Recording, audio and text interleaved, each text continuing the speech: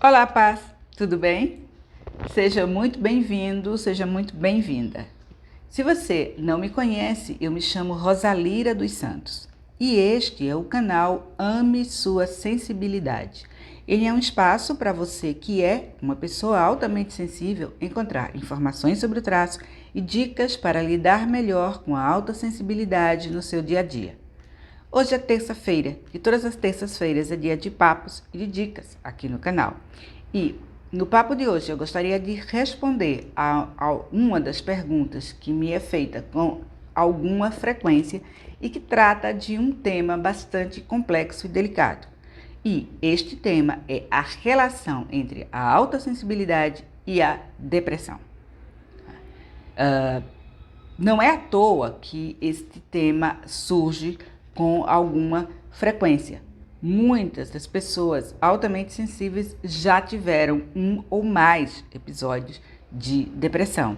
E o que a gente pode dizer de saída é que, sim, as pais têm uma maior vulnerabilidade à depressão, mas também elas são mais suscetíveis, mais responsivas às influências que nos protegem da depressão. E por que isso acontece? Por conta de uma característica associada ao traço, da qual eu já falei antes, que é a chamada suscetibilidade diferencial.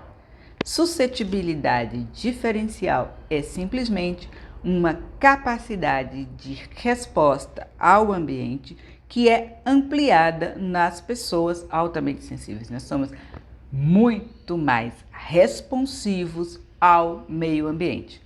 Portanto, se nós estamos num meio ambiente que é positivo, nossa resposta será maior e nós nos tornaremos mais seguros, mais resilientes, etc. Por outro lado, se nós estamos num meio ambiente que é complicado, que é negativo, que é doloroso, a tendência é que também o impacto desse ambiente sobre nós seja maior.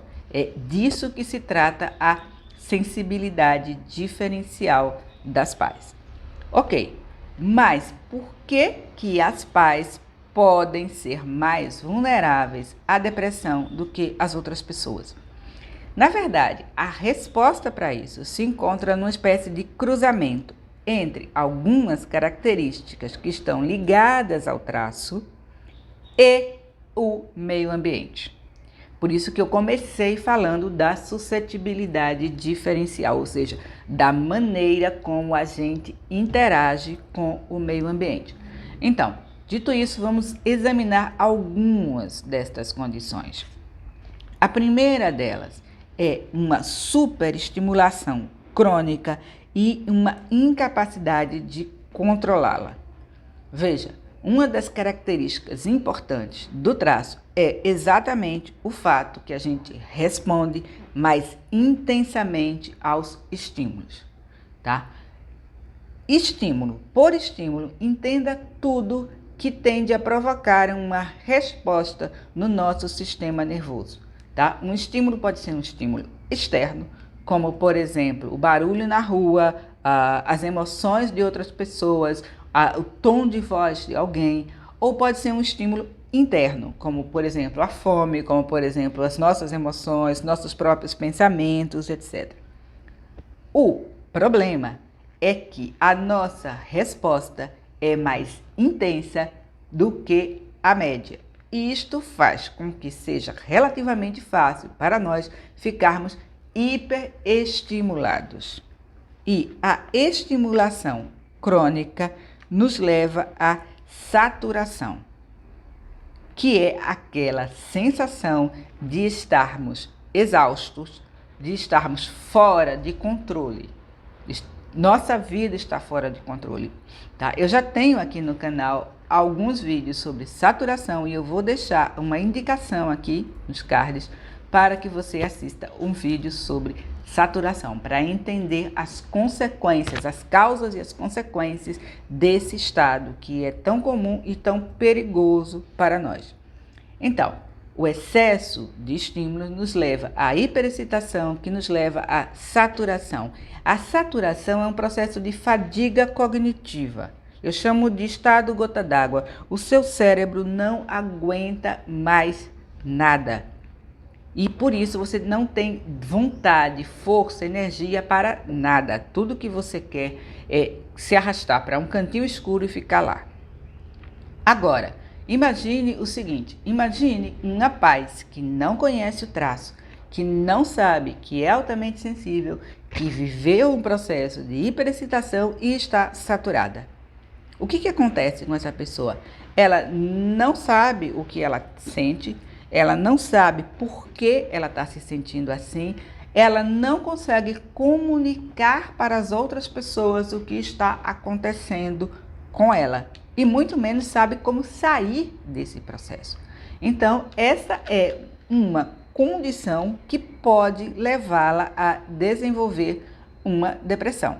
Uma segunda condição, uma segunda característica que pode nos levar à depressão na relação com o ambiente, lembra sempre disso, eu estou falando aqui de características do traço da autossensibilidade e da relação com o ambiente. É nesse encontro que o risco existe, ok? Então, uma segunda característica é o fato de nós sermos mais sensíveis do que a média a tudo, inclusive as prováveis causas da depressão. Você lembra que eu falei da suscetibilidade diferencial e da capacidade de resposta ampliada das PAS ao meio ambiente? Pois é esta característica que explica por que o mesmo ambiente familiar, a mesma história familiar, pode ter um impacto tão diferente numa criança PAS do que nos seus irmãos. Então, muitas vezes eu encontro pessoas que me falam da sua infância, me falam do impacto negativo que determinado ambiente em que elas cresceram teve sobre elas e eu pergunto, e os seus irmãos? Não. Tá? Por quê? Por conta dessa nossa suscetibilidade diferencial. E pessoas que são expostas a um estresse prolongado enquanto crescem tendem, não é uma coisa absoluta, mas tendem a desenvolver um processo de resposta desorganizada ao estresse, tá? Elas tendem a ter reações mais exageradas aos estressores e a terem mais dificuldade em se recuperar do estresse.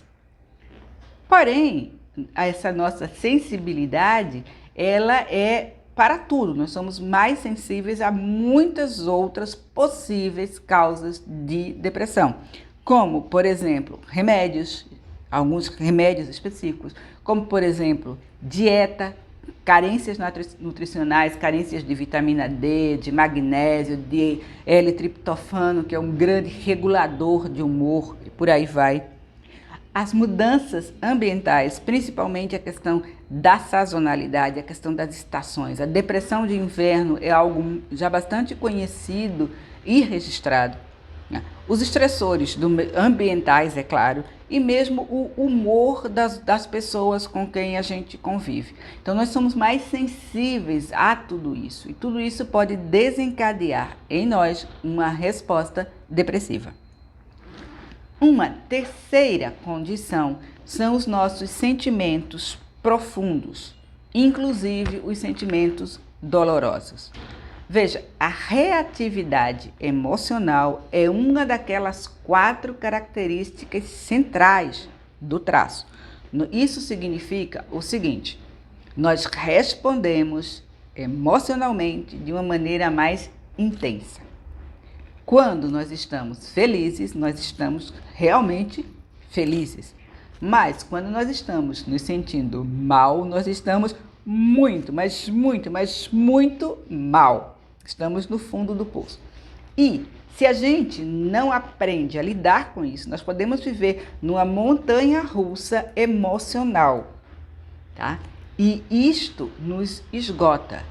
Então, o fato da gente não ter as ferramentas para lidar com essa nossa emocionalidade intensa, principalmente com os momentos de baixio, com os momentos down, com os momentos em que a gente se sente mal, pode nos levar pode nos dar a impressão de que nós estamos no fundo do poço, num buraco escuro e profundo do qual a gente não consegue encontrar a saída. Então, a falta de conhecimento sobre como lidar com as nossas emoções, associado ao fato delas serem tão intensas, é outra das condições que pode nos levar a desenvolver uma depressão. Uma quarta condição diz respeito à nossa rica vida interior e à nossa imaginação potente, nossa imaginação que eu chamo de selvagem, na verdade, tá? De novo, uma das 4 características associadas ao traço é a profundidade de processamento. Isto, em nível cognitivo, quer dizer que nós pensamos e pensamos e pensamos. Nós pensamos sobre tudo. Tudo nos leva a uma elaboração. Nós pensamos, nós ponderamos, nós analisamos, nós tentamos prever e por aí vai. E isto é, em si, um traço positivo. O problema é que essa nossa imaginação pode nos levar àquilo que eu chamo de cinema catástrofe. Ou seja, a tendência a achar que se uma coisa pode dar errado, ela não só vai dar errado, como ela vai dar muito errado, tá? Então, essa tendência a prever sempre pelo lado do pior.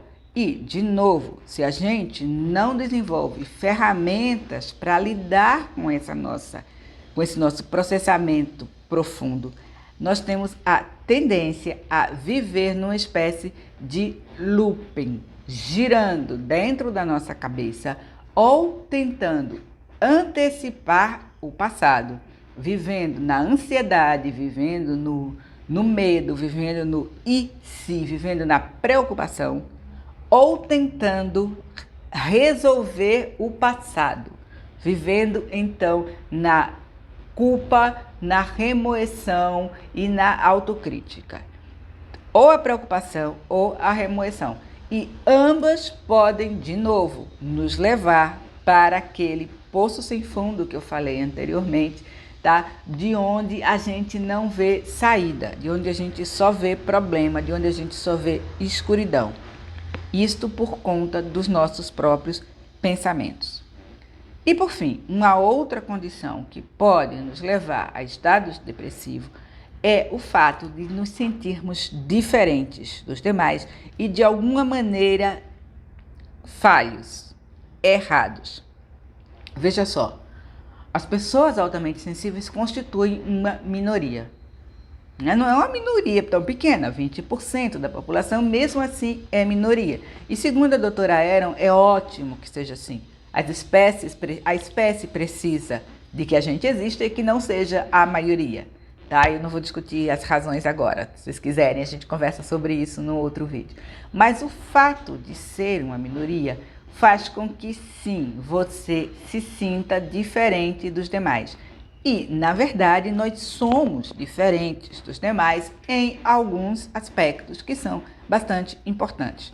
Porém, a vivência cotidiana disso pode fazer com que você se sinta isolado, isolada, errado, fraco, diferente, incompreendido, que não encaixa e por aí vai. Para piorar um pouquinho a situação, grande parte de nós já ouviu várias vezes: deixa disso, você é muito sensível, ai que coisa, ninguém pode dizer nada, você precisa ser mais forte, ai como você é exigente, ai como você é certinho, enfim. Tudo isso pode contribuir para essa sensação de não ser entendido, de não ser aceito, de não se encaixar, de ser um ET e por aí vai. E é claro que essa sensação de isolamento pode nos levar de novo a um estado depressivo. Bom, compreendidas essas condições, não são as únicas, mas são as que eu considerei mais importantes, e percebendo que a maioria delas existe, né, se cria nessa interação entre aquilo que nós somos e o ambiente em que a gente vive, como é que a gente pode lidar com isso? Bom, Claro, se você está num processo depressivo, a forma de lidar com isso é buscando apoio, né? Principalmente o apoio terapêutico, o apoio de um profissional que, a depender da sua linha de trabalho, vai prescrever um tipo de tratamento. Geralmente, os tratamentos incluem a terapia e algumas vezes incluem remédios. O que se diz hoje é que tratamento medicamentoso, tratamento à base de remédio sozinho, não costuma funcionar. Você precisa das duas coisas.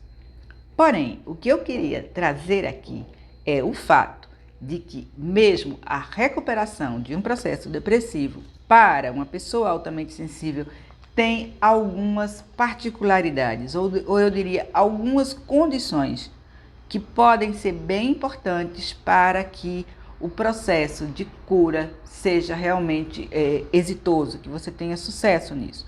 E eu vou falar rapidamente aqui delas, talvez eu volte a tratar num outro vídeo, mas por enquanto eu vou somente pontuar algumas características, algumas coisas que você precisa para sair de um estado depressivo, além do apoio profissional que eu já falei. Uma coisa, né, você precisa compreender o que é a saturação, qual o risco que você corre, como ela pode acontecer e quais são as possíveis consequências na sua vida. Esse é um conhecimento que é muito importante para que você entenda o que pode estar acontecendo com você. Depois, você precisa conhecer ferramentas que vão lhe ajudar a gerenciar e a diminuir o nível de estimulação, para evitar que você viva em estado de hiperexcitação até cair na tal da saturação que nós falamos. Uma terceira coisa que você precisa é o conhecimento de quais são os seus próprios gatilhos de estresse. O que é que tende a desencadear em você a reação de estresse, que não é a mesma coisa que é para mim, não é a mesma coisa que é para outra paz.